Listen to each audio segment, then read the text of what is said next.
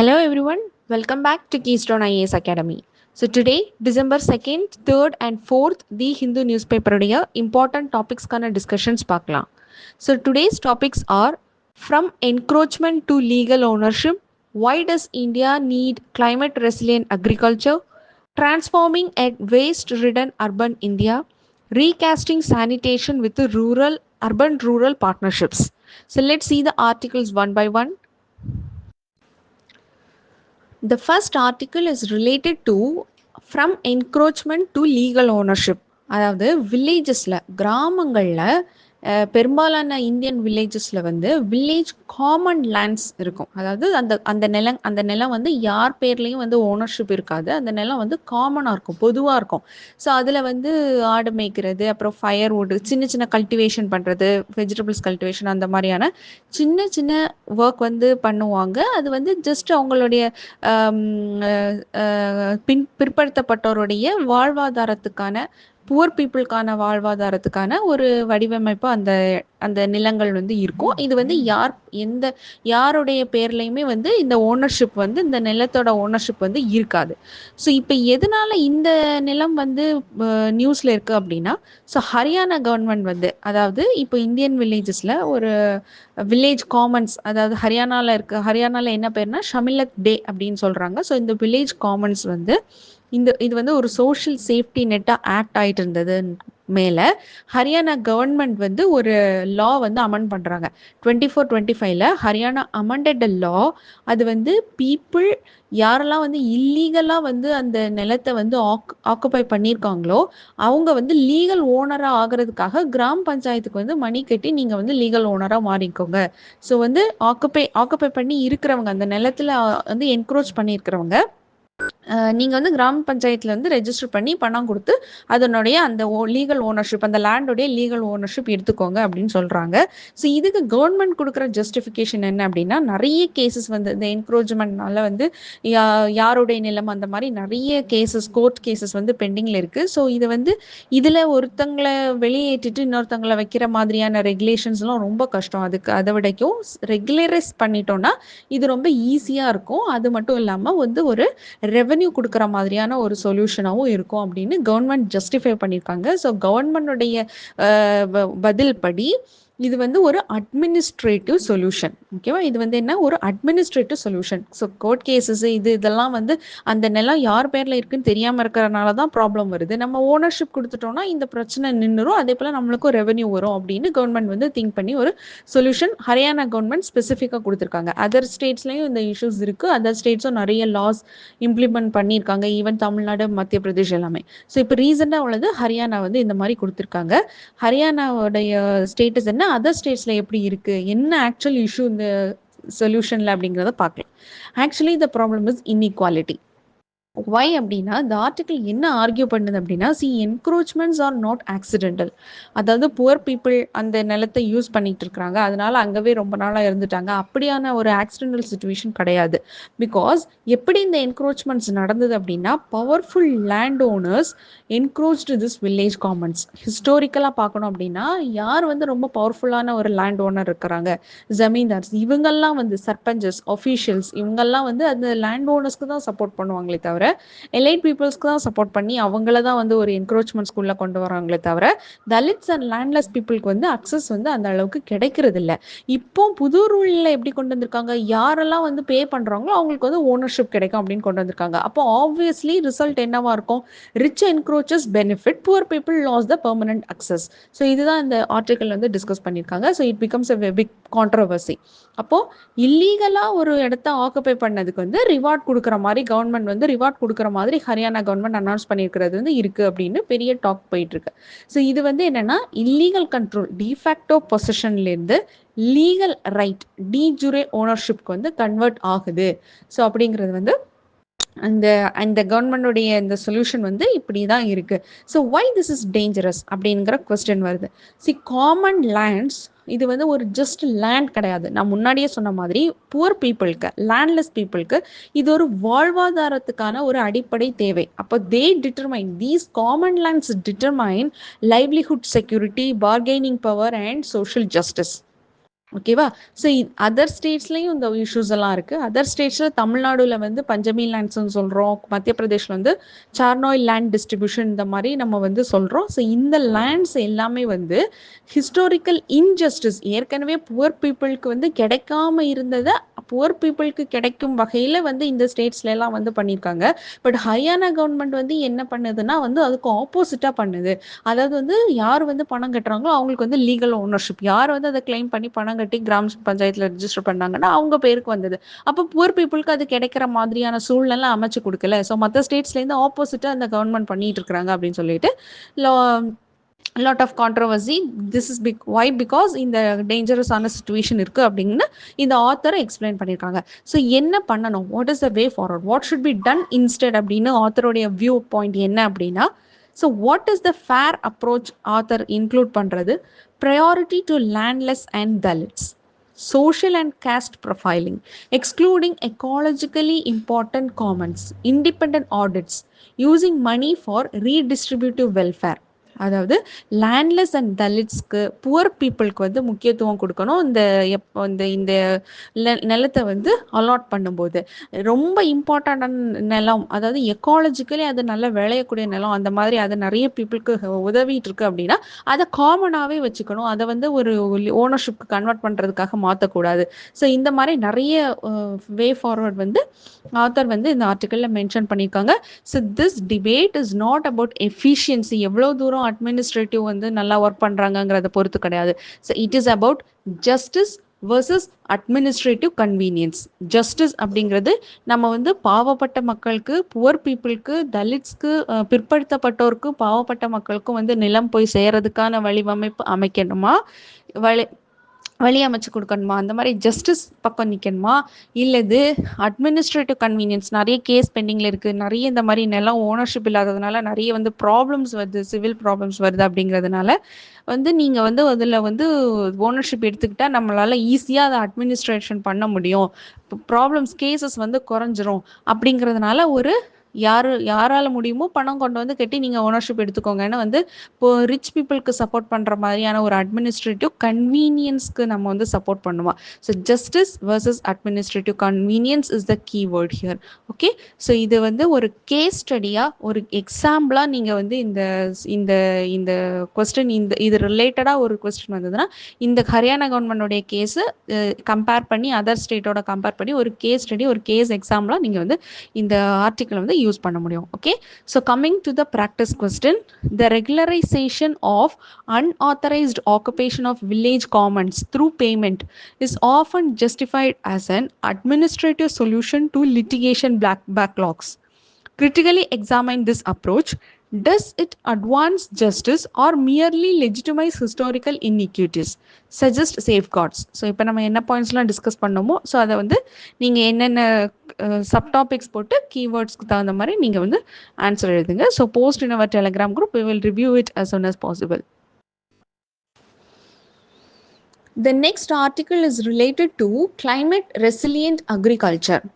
அதாவது why we should move towards climate resilient agriculture and what is climate resilient agriculture, இதை வந்து நம்ம புரிஞ்சுக்கணும் ஃபர்ஸ்ட். அதாவது இந்தியாவுடைய ஃபார்மிங் வந்து agriculture is under stress.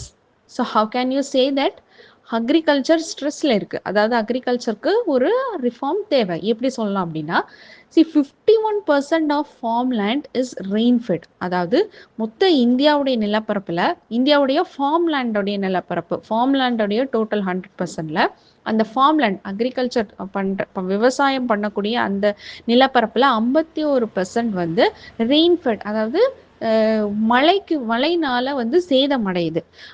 இந்த 51% வந்து ப்ரொடியூசிங் 40% ஆஃப் ஃபுட். அதாவது மொத்த இந்தியாவுக்கு தேவையான 40% ஆஃப் ஃபுட்டு வந்து இந்த 51% ஃபார்ம் விவசாய நிலத்திலேருந்து தான் விளையுது. ஸோ இது வந்து அக்ரிகல்ச்சர் வந்து கிளைமேட்னால, இந்த லேண்ட் வந்து கிளைமேட்னால பாதிக்கப்படுது. கிளைமேட் சேஞ்ச்னால. ஏன் கிளைமேட் சேஞ்ச்னால பாதிக்கப்படுதுன்னா அன்பிரடிக்டபிள் ரெயின்ஃபால். ஸோ முன்னாடி வந்து அதை கணிக்கிறோம் அப்படின்னா அது ப்ராப்பராக அந்த ரெயின்ஃபால் அந்த டைமில் இருந்தது. ஸோ வந்து அன்பிரடிக்டபிள் ரெயின்ஃபால் இப்போ மாறி இருக்கு. So because of this climate change.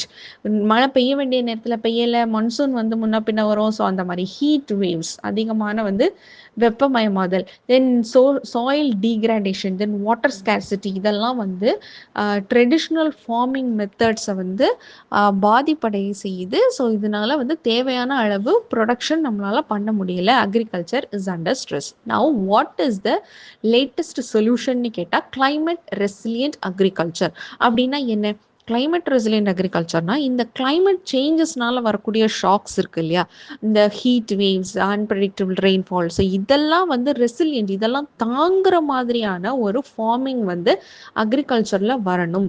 So அந்த ஃபார்மிங் வந்து எது மூலமாக நம்ம கொண்டு வரணும்? Using science and technology which still gives good yields. அதாவது நம்ம வந்து மாத்திர கிளைமேட் ரெசிலியன்ட் அக்ரிகல்ச்சர்னால ஈல்டு கம்மியாகக்கூடாது, ஈல்டும் வந்து நல்லா வரணும், கிளைமேட் ஷாக்ஸையும் தாங்குற மாதிரியான ஒரு சிச்சுவேஷன் வந்து கொண்டு வரணும், which is called climate resilient agriculture. For example, டீட்டெயிலாக சொல்லணும்னா கிளைமேட் டாலரண்ட் கிராப்ஸ், அதாவது ட்ராட்லையும் ஹீட்லையும் சால்ட் ரெசிஸ்ட் பண்ணுற மாதிரியான கிராப்ஸ் வந்து நம்ம வந்து கிளைமேட் டாலரண்ட் கிராப்ஸ் வந்து யூஸ் பண்ணலாம். தென் ஜீனோம் எடிட்டட் சீட்ஸ், இந்த கிளைமேட் சேஞ்ச், இந்த அதிகமான சூட்டுக்கு தாக்குப்பிடிக்கிற மாதிரி அந்த சீடோடைய ஜீனோமை சேஞ்ச் பண்ணி யூஸ் பண்ணலாம், which is also part of technology. Bio fertilisers, biopesticides, then soil microbiome analysis, then AI based advisories for farmers. So இதெல்லாம் வந்து சயின்ஸையும் டெக்னாலஜியும் பயன்படுத்தி கிளைமேட் சேஞ்சஸுடைய சேதாரத்தை வந்து கம்மி பண்ணுறது. அதை தாண்டி அக்ரிகல்ச்சர் வந்து ஒரு சக்ஸஸ்ஃபுல்லான ஒரு ஃபார்மிங் நடக்கிறதுக்கான ஒரு வழிவகுக்கிறது தான் வந்து climate resilient agriculture. Is a new term, it's very important term. இது வந்து நிறைய முறை யூபிஎஸ்சியில் ஆல்ரெடி கேட்டுட்டாங்க, because this is very much in the need for our society. Then what is India already doing for the climate resilient agriculture? ஓகேவா?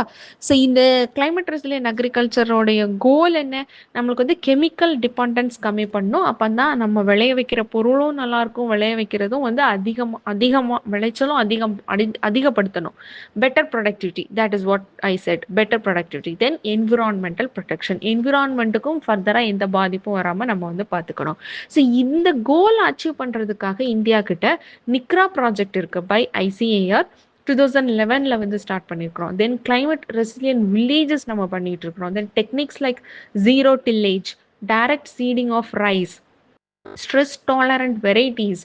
So இதெல்லாம் வந்து already நம்ம இந்த ஃபார்மிங்கில் யூஸ் பண்ணிகிட்டு இருக்க மெத்தட்ஸ். ஸோ இது எல்லாமே டேரெக்டாக யூபிஎஸ்சியில் கேட்ட கொஸ்டின். ஜீரோ டில்லேஜ்னா என்ன, டைரக்ட் சீடிங், ஸோ இதெல்லாம் ரொம்ப அக்ரி வந்து ரொம்ப இம்பார்ட்டண்ட்டானதாக ரீசன்ட் டைம்ஸில் இருந்துட்டு இருந்துச்சு, ப்ரிலிம்ஸ் அண்ட் மெயின்ஸ் போத்தில். ஸோ வந்து very important this time also. National Mission for Sustainable Agriculture, it's a mission. Then Bio E3 policy, இதுவும் நம்ம நிறைய முறை செக் பார்த்துட்டோம்.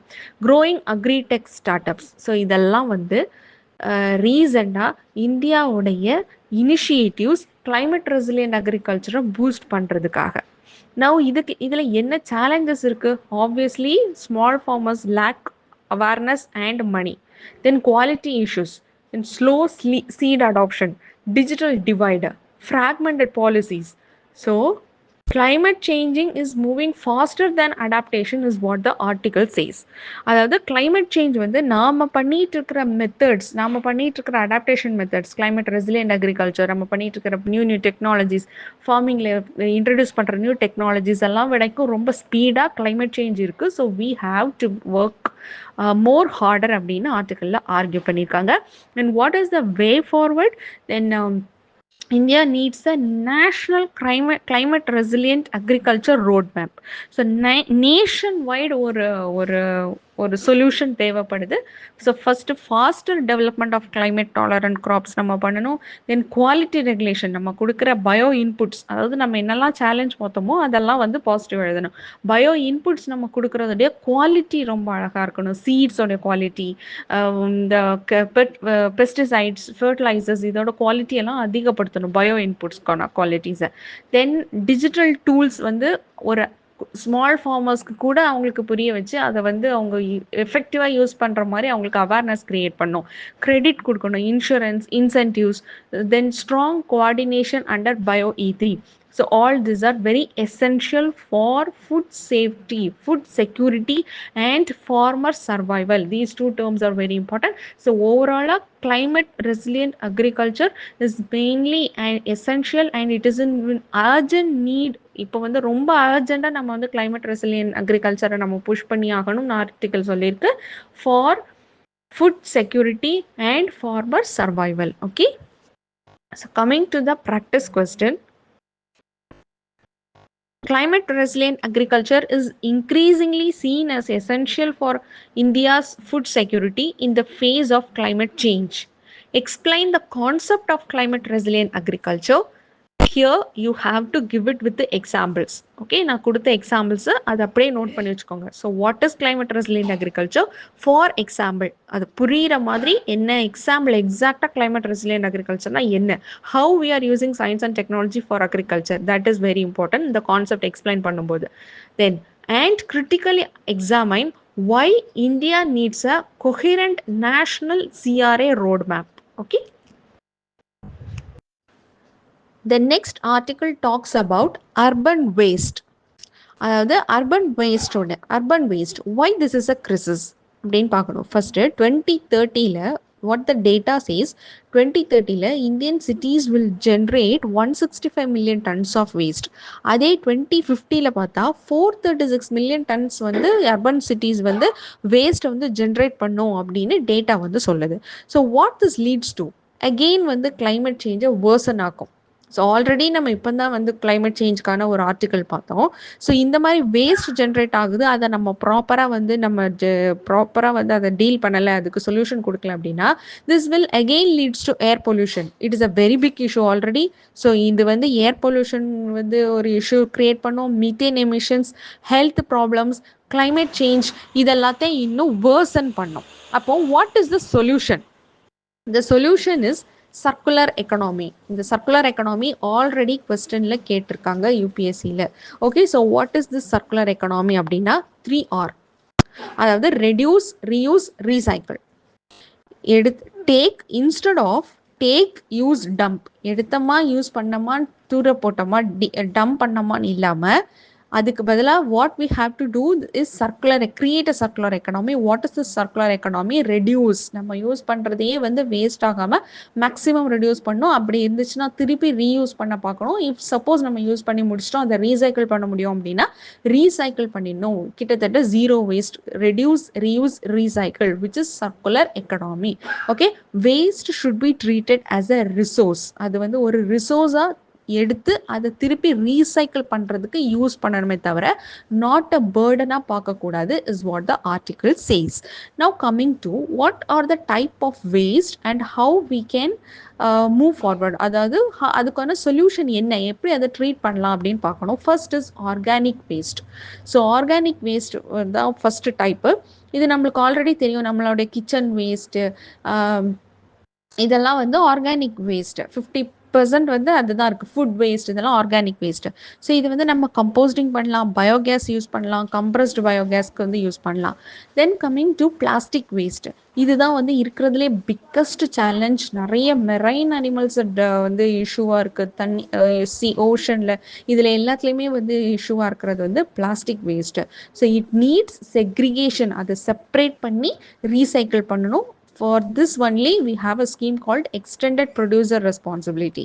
Okay, then produce பண்றவங்க தான் அதுக்கு ரெஸ்பான்சிபிலிட்டி எடுத்து ப்ராப்பரா ரீசைக்கிள் பண்ணணும், is what the underlying scheme idea. Okay, then construction and demolition waste இருக்கு, which is 12 million tons annually. அப்போ இதை திருப்பி ரோட்ஸ் அண்ட் பில்டிங்ஸ்லேயே ரீயூஸ் பண்ணுறதுக்கான டெக்னாலஜி கொண்டு வரணும், needs strict enforcement of rules.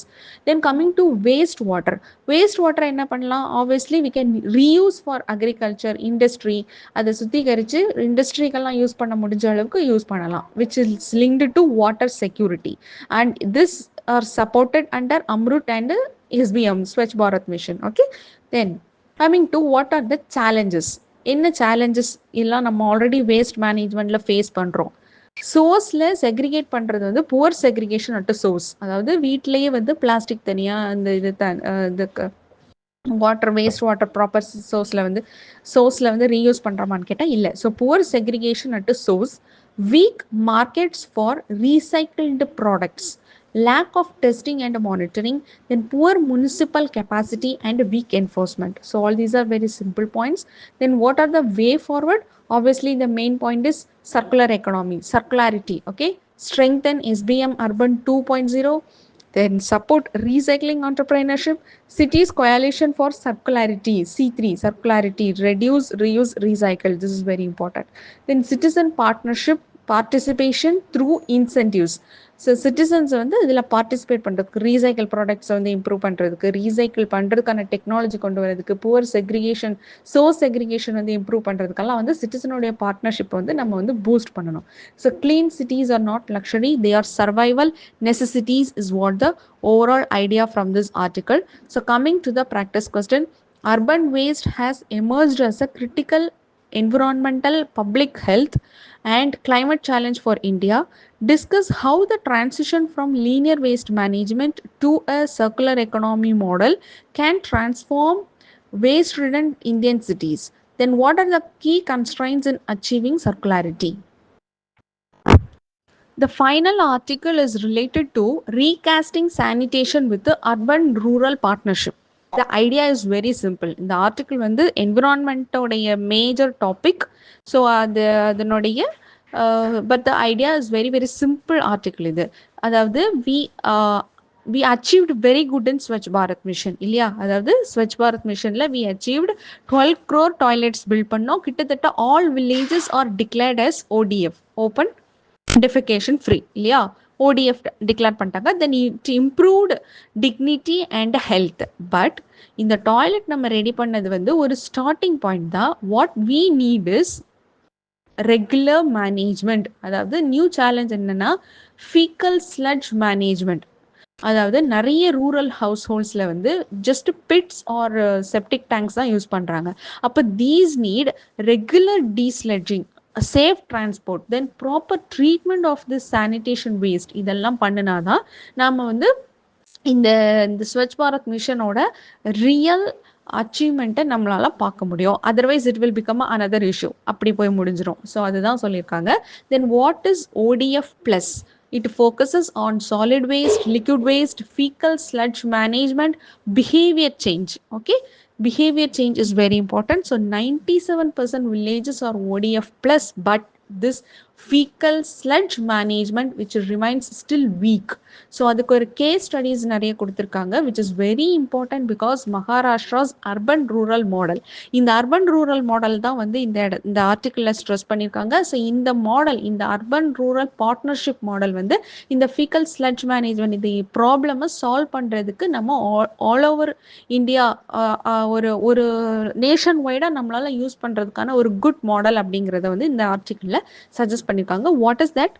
மகாராஷ்டிராவுடைய Satara டிஸ்ட்ரிக்டில் வந்து சிட்டி ட்ரீட்மெண்ட் பிளான்ட் வந்து ஹேட் ஸ்பார்ட் கெப்பாசிட்டி. அப்போது சிட்டியில் இருக்கக்கூடிய ஒரு ட்ரீட்மெண்ட் பிளானில் வந்து கெப்பாசிட்டி இருக்குது. ஸோ இந்த ட்ரீட்மெண்ட் பிளானில் பக்கத்தில் இருக்கிற வில்லேஜஸ் எல்லாத்தையுமே கொண்டு வந்து லிங்க் பண்ணியிருக்காங்க. ஸோ எவ்ரி 5 இயர்ஸ்க்கு ஒரு தடவை டீஸ்லெட்ஜிங் வந்து ஷெடியூல் பண்ணுறாங்க. ஸோ இந்த ரூரலில் இருக்கக்கூடிய டீஸ்லெட்ஜிங்லாம் வந்து இந்த சிட்டி ட்ரீட்மெண்ட் பிளான் மூலமாக நடக்குது. ஓகே, ஸோ இதனுடைய காஸ்ட் வந்து ரெக்கவர்ட் வயா சானிடேஷன் டேக்ஸ்ன்னு போட்டு இதுக்கான எவ்ரி 5 இயர்ஸ்க்கு பண்ணுறதுக்கான இந்த டீஸ்லெட்ஜிங்கான காஸ்ட்டை வந்து ரெக்கவர் பண்ணிக்கிறாங்க. So this is like a formal agreement between city and villages. So வில்லேஜஸில் இருக்கக்கூடிய ஸ்லட்ஜஸை வந்து ஃபிகல் ஸ்லட்ஜை வந்து ட்ரீட் பண்ணுறது சிட்டி ட்ரீட்மெண்ட் பிளான் வந்து பண்ணிகிட்டு இருக்கிறாங்க. ஸோ ஒரு ட்ரீட்மெண்ட் பிளான் இருக்குது சிட்டியில் அப்படின்னா அதை சுற்றி இருக்கிற வில்லேஜஸ் எல்லாமே அதை கவர் பண்ணிடுது. ஓகே, ஸோ சப்போஸ் சிட்டி இல்லாத ஒரு வில்லேஜாக இருக்குது அப்படின்னா அவங்க வந்து நியர்பை கிளஸ்டர் லெவல் ட்ரீட்மெண்ட் பிளான்ஸ்க்கு போயிடுறாங்க. அல்லது other option SHG and private ஆப்ரேட்டர்ஸும் வந்து இந்த வில்லேஜஸில் வந்து இன்வால்வ் ஆகுறாங்க. ஒருவேளை அந்த வில்லேஜில் சிட்டி இல்லைன்னா அந்த இடத்துல ப்ரைவேட் ஆப்ரேட்டர்ஸ் வந்து ரன் பண்ணுறாங்க இந்த மாடலை. ஸோ இது வந்து this model is very important because எல்லா வில்லேஜ்லையுமே ஓனாக ஒரு ஃபீக்கல் ஸ்லெட்ஜ் ட்ரீட் பண்ணுற பிளான்ட் இருக்கணுங்கிற அவசியம் இல்லை. ஒரு 4-5 வில்லேஜ் சேர்ந்து அது நடுவில் இருக்கக்கூடிய ஒரு சிட்டியில் இருக்கக்கூடியதை வந்து city and rural, urban and rural வந்து ஒரு பார்ட்னர்ஷிப் மாடலில் வந்து இந்த ஸ்லெட்ஜஸ், ஃபீக்கல் ஸ்லெட்ஜஸ் வந்து ட்ரீட் பண்ண முடியும். இது நல்லபடியாக ஒர்க் ஆகும் அப்படிங்கிறத இந்த சத்தாரா மாடல் வந்து எடுத்து காமிக்குது. This is very important. Okay, shared infrastructure, அதனால அது மூலமாக நம்மளுக்கு காஸ்ட் ரெடியூஸ் ஆகுது. Improves health and environment and which is sustainable and scalable. Okay, so what is the overall idea here? Sanitation success should be measured not only by toilets built but by systems sustained. நம்ம ready பண்ண அந்த நம்ம வந்து toilets பண்ணினா அந்த இடத்துலேருந்து எவ்வளோ தூரத்துக்கு சஸ்டைனபிலிட்டி இருக்குது, அந்த டாய்லெட் பிஹேவியரல் சேஞ்ச் கொண்டு வந்திருக்கிறோம். ஸோ எவ்வளோ தூரம் அதை வந்து சஸ்டைனபிளாக நம்மளால் யூஸ் பண்ண முடியும், என்விரான்மெண்ட்டுக்கு பாதுகாப்பு இல்லாமல், என்விரான்மெண்ட்டுக்கு வந்து எந்த இஷ்யூஸ், எந்த ப்ராப்ளமும் இல்லாமல் எப்படி வந்து அந்த சிஸ்டமை நம்ம சஸ்டெயினபிளாக யூஸ் பண்ண முடியுங்கிறத நம்ம நல்லபடியாக பண்ணால் மட்டும்தான் அதனுடைய original achievement, real result we can get அப்படின்னு வந்து இந்த ஆர்டிக்கிள் வந்து டிஸ்கஸ் பண்ணியிருக்காங்க. So coming to the practice question, the success of the Swachh Bharat mission has shifted India's sanitation challenge from toilet access to fecal sludge management. Discuss the importance of urban-rural partnerships in achieving sanitation under SBM Phase 2 ODF+. Illustrate with suitable examples. Okay, so that's all for today. See you in the next class. Thank you.